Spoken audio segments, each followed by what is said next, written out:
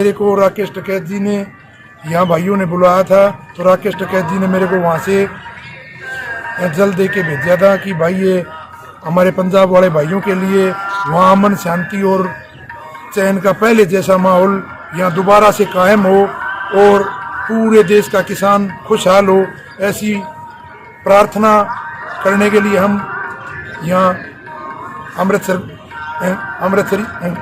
गुरुद्वारा पहुँचे हैं। सरकार ने क्या समझते हैं जैसे सरकार ने ਦਿੱਲੀ ਵਿੱਚ ਚੱਲ ਰਹੇ ਕਿਸਾਨ ਅੰਦੋਲਨ ਦੀ ਚੜ੍ਹਦੀ ਕਲਾ ਦੀ ਅਰਦਾਸ ਕਰਨ ਲਈ ਕਿਸਾਨ ਜਥੇਬੰਦੀਆਂ ਅੱਜ ਗੁਰੂ ਚਰਨਾਂ ਵਿੱਚ ਨਤਮਸਤਕ ਹੋਈਆਂ। ਵੱਡੀ ਗਿਣਤੀ ਵਿੱਚ ਕਿਸਾਨ ਜਥੇਬੰਦੀਆਂ ਦੇ ਆਗੂ ਸੱਚਖੰਡ ਸ੍ਰੀ ਹਰਿਮੰਦਰ ਸਾਹਿਬ ਵਿਖੇ ਨਤਮਸਤਕ ਹੋਏ, ਜਿੱਥੇ ਉਹਨਾਂ ਵੱਲੋਂ ਗੁਰਬਾਣੀ ਕੀਰਤਨ ਸਰਵਣ ਕੀਤਾ ਗਿਆ ਅਤੇ ਪ੍ਰਮਾਤਮਾ ਦੇ ਚਰਨਾਂ ਵਿੱਚ ਬੇਨਤੀ ਕੀਤੀ ਗਈ ਕਿ ਕਿਸਾਨ ਅੰਦੋਲਨ ਚੜ੍ਹਦੀਆਂ ਕਲਾਂ ਵਿੱਚ ਰਹੇ ਤੇ ਕਿਸਾਨਾਂ ਦੀ ਜਿੱਤ।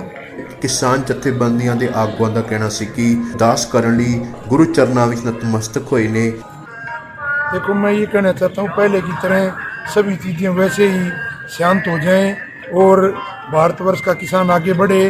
और मेरे को राकेश टिकैत जी ने यहाँ भाइयों ने बुलाया था, तो राकेश टिकैत जी ने मेरे को वहाँ से जल दे के भेजा था कि भाई ये हमारे पंजाब वाले भाइयों के लिए वहाँ अमन शांति और चैन का पहले जैसा माहौल यहाँ दोबारा से कायम हो और पूरे देश का किसान खुशहाल हो, ऐसी प्रार्थना करने के लिए हम यहाँ अमृतसर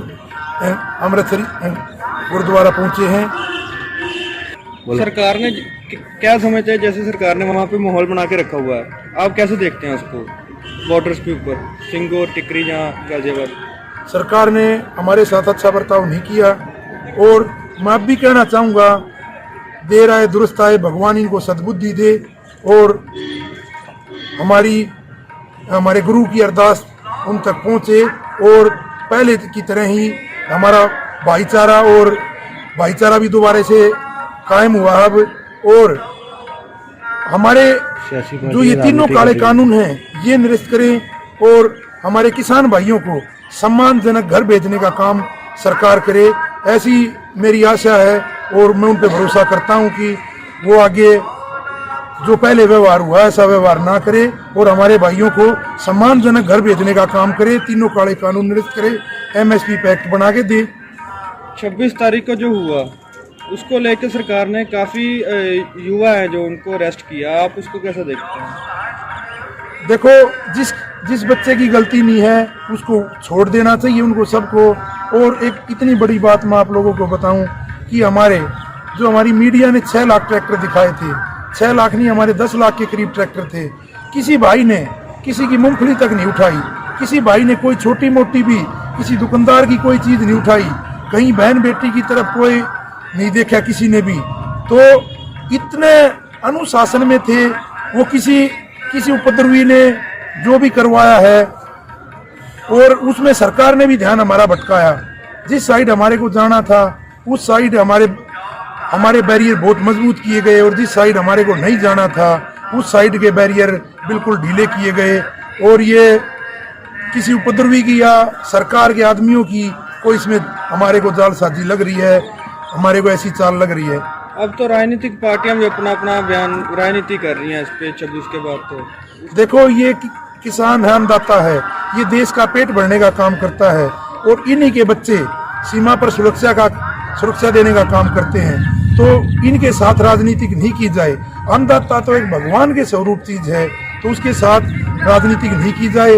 तब देश में ऐसा माहौल हुआ है कि देश का नीचे जाने की बात हुई। सन 1965 में भी जब लाल बहादुर शास्त्री ने नारा दिया तो किसान ने बढ़ चढ़कर देश का साथ दिया और 1 साल के अंदर 1965 में हरित क्रांति लाने का काम किसान ने किया था।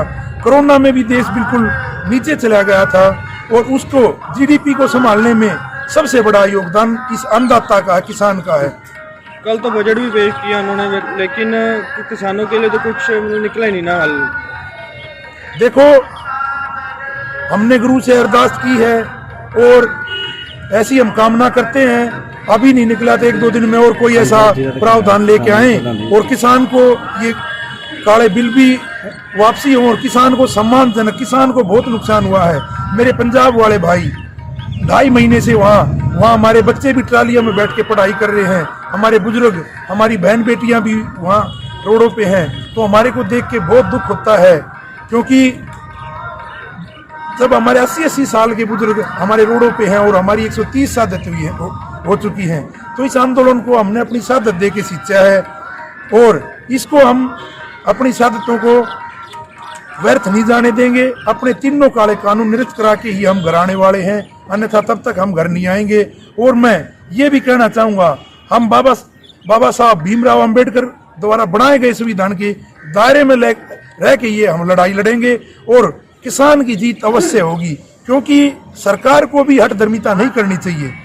किसान अन्नदाता है, किसान की मानने में सरकार की पगड़ी नीचे नहीं होती, ऊपर होती है। तो ये एक इसको एम की लड़ाई ना बना के, मैं प्रधानमंत्री से भी कहना चाहूंगा, इसको एम की लड़ाई ना बना के किसान की बात माने और सम्मानजनक किसान को घर भेजने से आपका कद बढ़ेगा, घटता नहीं है। आज आप अमृतसर पहुंचे, किस विषय में पहुंचे हैं? यहाँ भाइयों ने, जैसे सरपंच साहब ने यहाँ पे अरदास लगा रखी थी, जो हमारे किसानों पे आज आपत्ति है उसके लिए, तो हम भी यहाँ माथा टेकने के लिए, और वहाँ से जो पूरे देश से जल इकट्ठा हुआ था, पूरे भारतवर्ष से, वो हम यहाँ भाइयों के लिए लेके आए हैं कि हमारे पंजाब के हमारे सभी भाइयों अपने खेतों में छिड़क के और दोबारा से वैसी व्यवस्था कायम हो। और यहाँ से हम सरोवर का जल लेके जाएंगे, उसको ले जाके दिल्ली में लेके जाएंगे और वहाँ भी सभी किसानों को इसको देंगे, जैसे कि पहले की तरह अमन शांति और भाईचारा भी दोबारा कायम हो।